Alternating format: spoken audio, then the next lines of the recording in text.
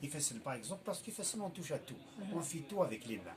De cas d'un il y a les germes qui sont déposés déjà dans le milieu extérieur qu'on peut prendre avec les mains. Et c'est-à-dire quand on se désinfecte pas les mains, on ne se lave pas les mains, les germes ils sont toujours là. Et puis au milieu de soins, quand on fait les soins, on risque de contaminer les patients. Et quand on prend des choses sur le plan de l'alimentation, etc., pour soi-même, on risque aussi de nous contaminer.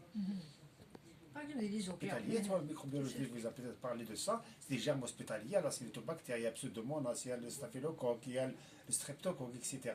Mais oui, Guillaume, ils peuvent donner par la suite des infections dans n'importe quelle situation de l'organisme. Ils mettent une infection urinaire, ils mettent une infection des poumons, ils mettent une infection de la peau, ils mettent une infection, une infection de la peau, comme ils peuvent passer dans le sang pour donner les bactéries aimées. Donc, c'est le germe qui pose problème. Mais une fois il est dans l'organisme, ils peuvent donner des infections dans n'importe quel site. Et c'est très important. Les conseillers al-Moudaki, c'est surtout d'abord la sensibilisation à l'importance de l'hygiène des mains, surtout pour le personnel soignant, le personnel de santé.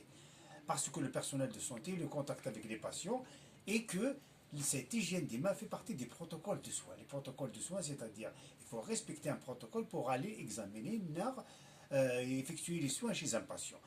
En même temps, il faut que le personnel soignant, qu'on soit convaincu que tout ça existe réellement. Ce n'est pas ni une imagination, ni une utopie, mais réellement ça existe. Les germes sont là, ils entraînent des infections, ils sont transmis majoritairement par les mains. Donc revenir à la désinfection des mains, qui respecte un certain nombre, qui respecte une technique de désinfection des mains, ce qui permet l'absence de transmission, donc on ne va pas transmettre et on ne va pas contaminer les patients.